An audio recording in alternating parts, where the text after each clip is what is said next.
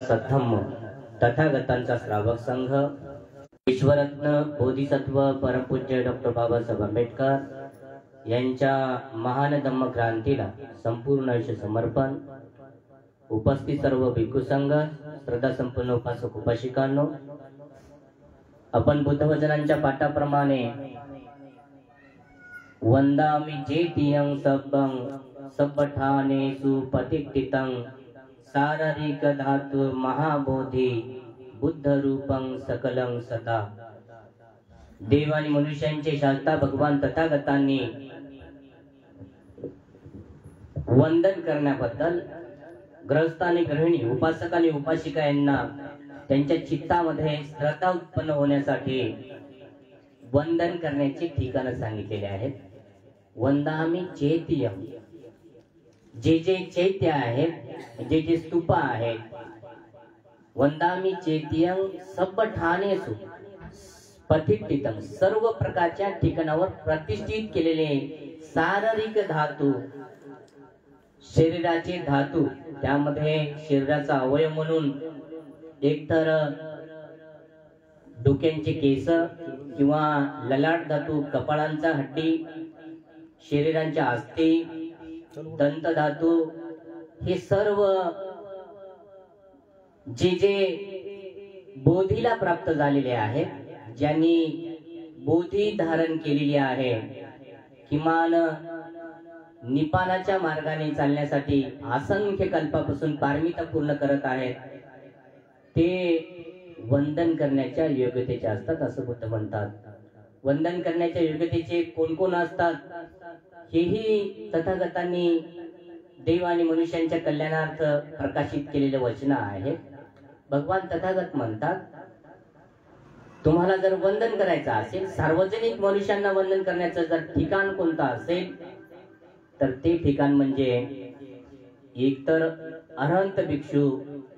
अरहंत भिक्षूंनी निपानाचा साक्षात्कार केलेला आहे, आणि जेव्हा एखादे भिक्षू निपानाचा साक्षात्कार करतात तेव्हा त्यांच्या अस्थी गोल गोल पूर्ण बनतात, संपूर्ण गोल गोल अस्थी बनतात. त्यांच्या अस्थीमध्ये कोणत्याही प्रकारची जळून जाण्याचा पदार्थ नसतो, आणि म्हणून त्या अरहंताच्या अस्थी, बोधीला धारण केलेल्या त्या अरहंताच्या अस्थी ठिकठिकाणी चैत्यामध्ये ठेवून असंख्य देव आणि मनुष्यांच्या हिता सुखामंगलासाठी ते वंदन करण्याचं ठिकाण आहे.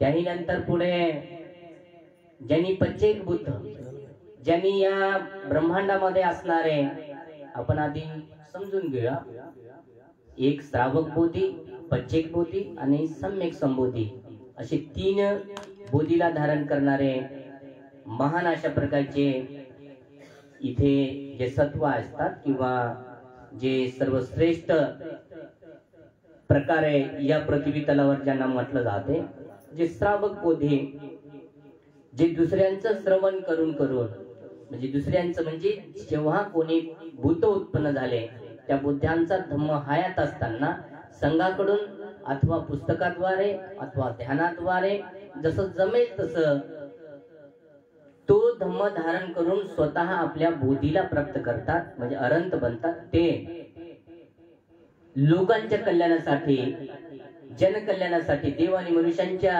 हितसुखामंगलासाठी सार्वजनिकरित्या वंदन करण्यासाठी त्यांचे धातू ठेवलेले असतात.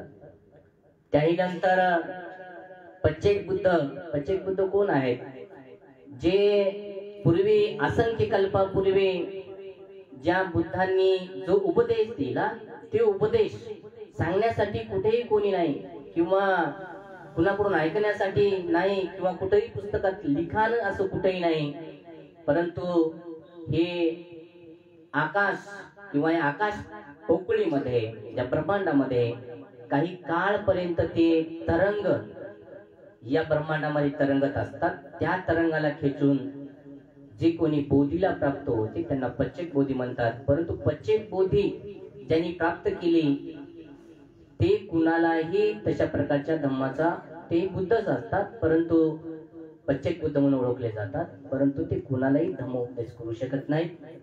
आपल्या स्वतः मुक्ती अवस्था प्राप्त करून ते परिनिब्बाण होत असतात.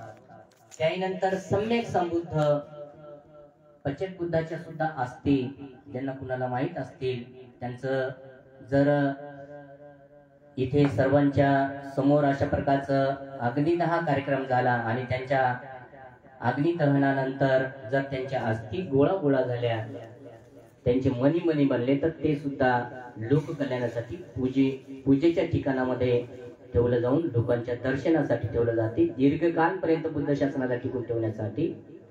त्यानंतर एक सम्यक संबुद्ध, तर फार दुर्मिळ गोष्ट आहे.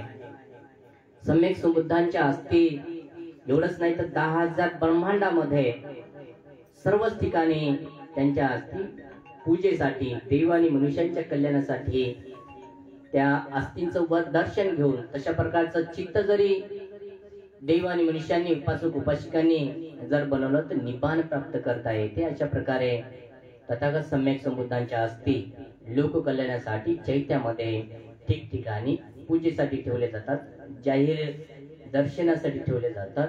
त्यानंतर असंख्य कल्प पारमिता पूर्ण करून ज्यांनी आपल्या स्वतःच्या अंगावर 32 लक्षण आणि 80 शुभचिन्ह धारण केले, जे बुद्ध नाही बनू शकले, परंतु जे धम्मचक्र प्रवर्तन करण्याचे महान धम्मचक्र प्रवर्तन करणारे राजा झाले, ज्यांच्या अंगावर 32 लक्षण 80 शुभचिन्ह आहेत, असे ते राजा धम्म राजा.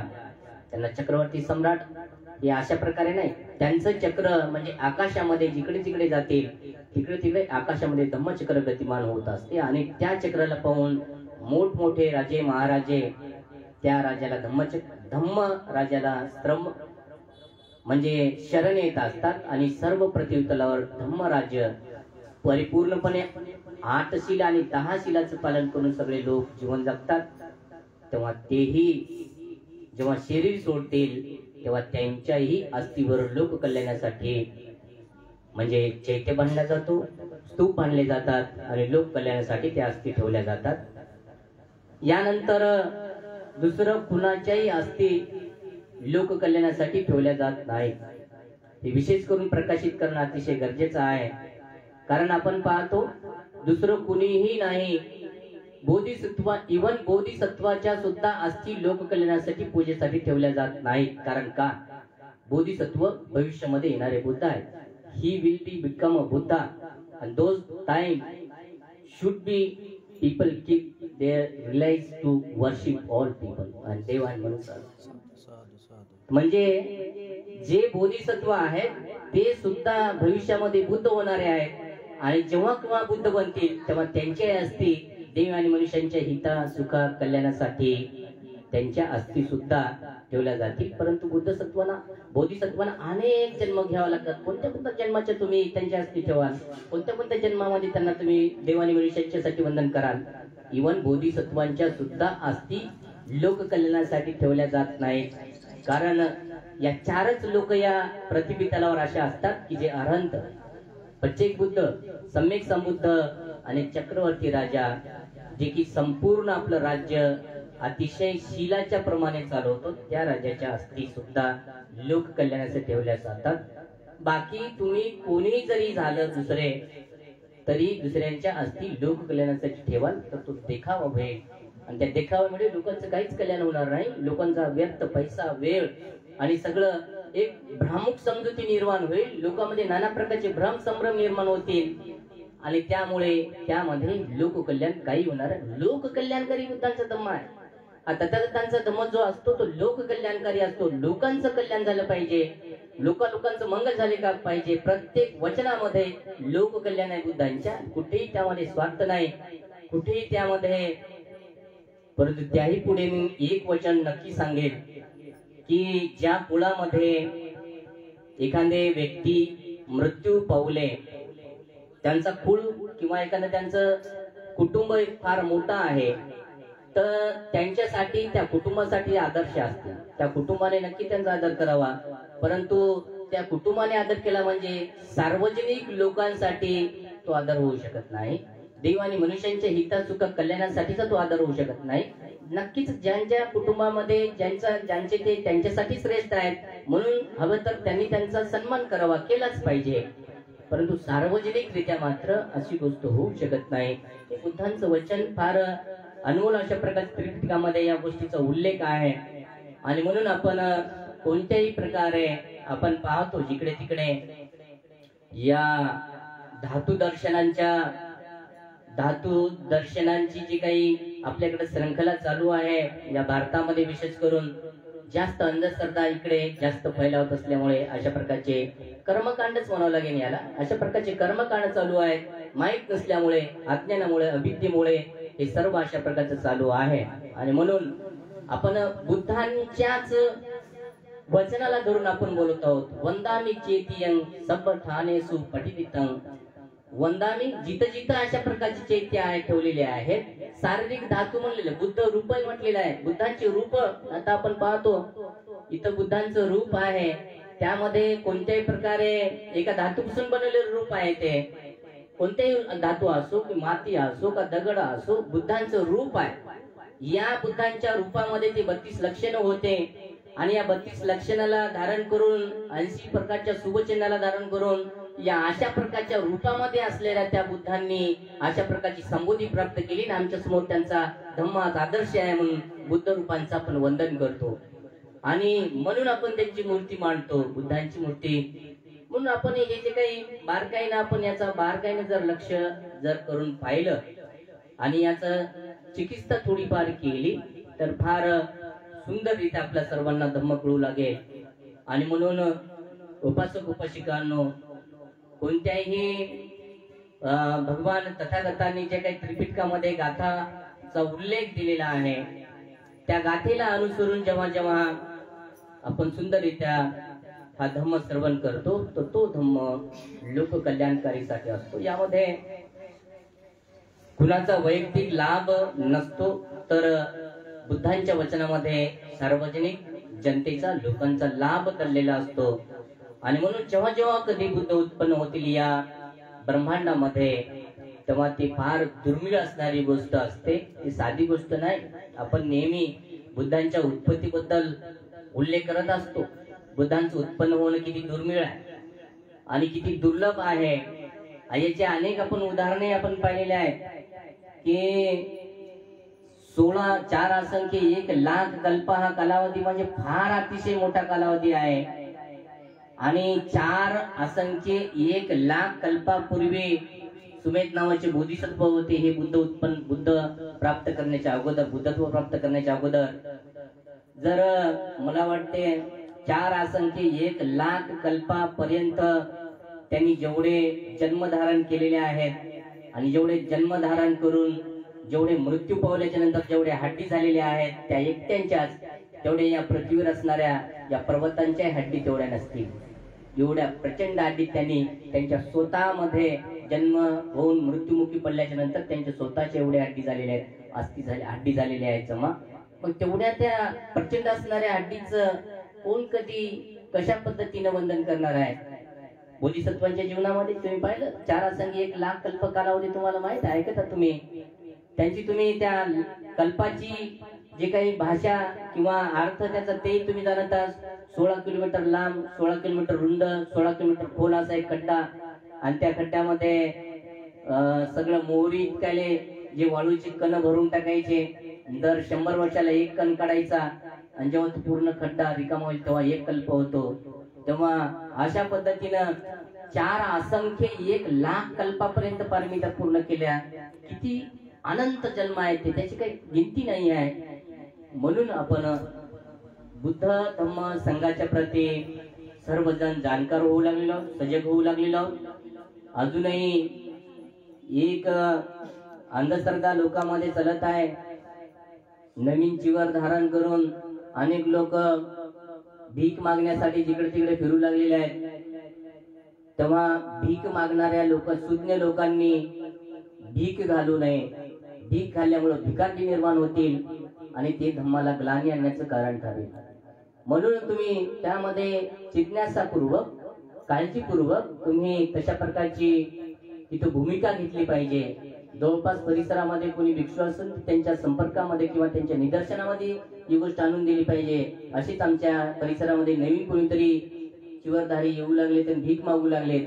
ज्या परिसरामध्ये कुणाला काही काम करायचं आहे, जाहीर मी सांगू लागलो, ज्या परिसरामध्ये कुणाला काही कोणत्याही भिक्षूला काही काम करायचं त्या परिसरातल्या लोकांच्या निदर्शनामध्ये त्या भिक्षूने आणून देऊ, आपल्याला हे काम करायचंय. त्या परिसरातील लोक 5 वर्षांनी 10 वर्षांनी ते काम पूर्ण करतील आणि थोडे थोडे पैसे देतील, ते काम हळूहळू होईल. इथलं नागपूर काम, नागपूरला भीक मागायचं मुंबईला, हे प्युअर भूमिका आहे.